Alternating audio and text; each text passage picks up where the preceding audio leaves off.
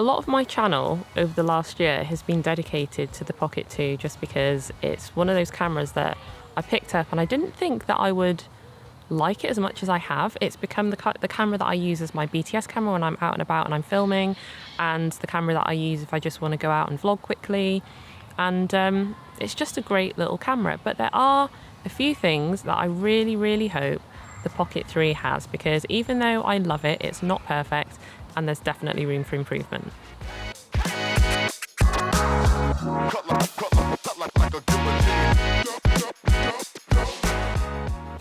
So the first thing is the fact that it's not weather sealed, and it's mad because the amount of people that are using this for vlogging and being outdoors and doing travel videos, the fact that it's not weather sealed is just crazy to me and really frustrating, because there are times where you are out and about and it starts raining or it might snow, and then yeah, you basically have to stop filming. And I have to say, I have been caught in the rain a couple of times with it, and there has been quite a downpour, and I've kind of kept filming, but really not a good idea. And luckily nothing's happened to the camera, but it is not a weather sealed camera. It's not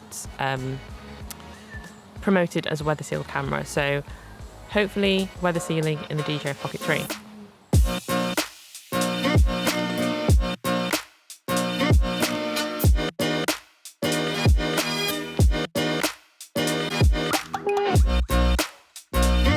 So the next thing is having a removable battery, and that I feel really lets this down, because the amount of shooting time that you're going to get is about an hour. So as I use it, I tend to get about an hour out of it, depending on what I'm filming and what frame rate and video size, video resolution I'm using. Usually I'm shooting in 4K, but if I'm shooting in 60, then I'm going to get less battery if I was shooting in 30 or 24. So having a removable battery is going to make it so much better, because then you don't have to stop filming, you don't have to plug it in and then use an external power pack. So removable battery is something that I feel like was overlooked.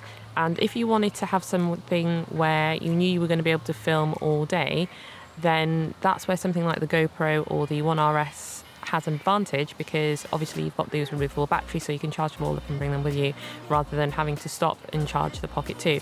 In order to get around the fact that you don't have an external battery for the Pocket 2, I've just been taking a power pack with me, and then when I'm not filming, I just plug it in so that I know that it's constantly charging up whilst I'm not using it. But actually having a removable battery would be the best solution for the Pocket 2. Well, the Pocket 3. Hopefully that is something that they include. So the other thing is actually being able to shoot in 4K 60 in DCineLike without having to remove this do-it-all handle.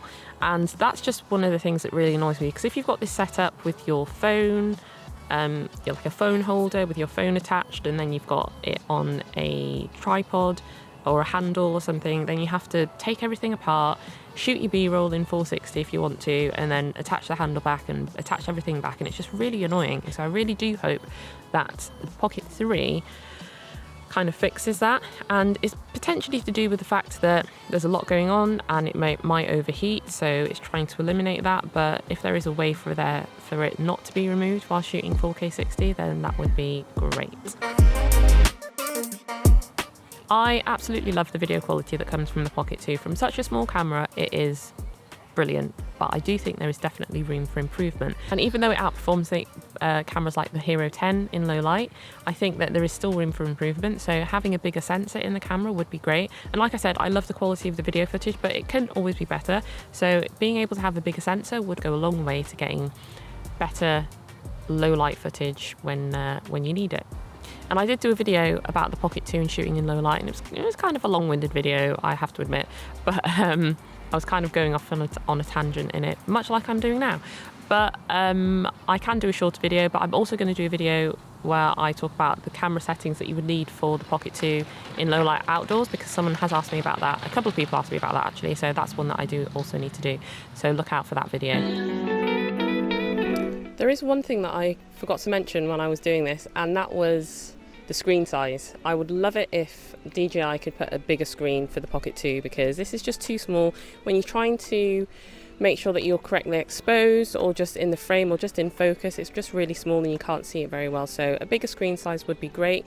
Even though you can use your mobile phone, it's still not a great experience with the Mimo app, so that's actually another thing, just having a better experience with the Mimo app. It's so buggy, it's crashed out on me so many times, and it actually got to a point where I just couldn't use it because it just wasn't connecting at all. And I tried loads of different things, had to install it, uninstall it, install it again, get the app from the DJI website instead of going through the Google Play Store, and it's just such a buggy app. So yeah, bigger screen and better Mimo app experience. So lastly is the field of view, and this is by no means awful, and you do get a wide angle lens with it, but it would be really nice to not have to use a wide angle lens to get just a slightly wider field of view.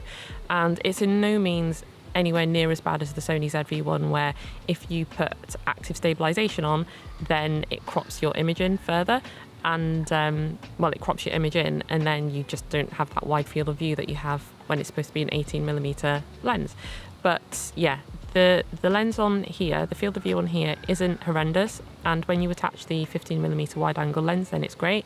But just having to attach a lens is just a bit of a faff, and just one of those things that it would be nice to not have to do and only attach a lens if you wanted to get a narrower field of view, so being able to zoom in further. So I really do hope that the Pocket 3 has a wider field of view and just different lenses for different fields of view if you want to zoom in more. But I'm really looking forward to trying the Pocket 3, and from the rumours it looks like it's going to be released in November, so as soon as it comes out I'm going to be picking one up and doing a comparison between this and it.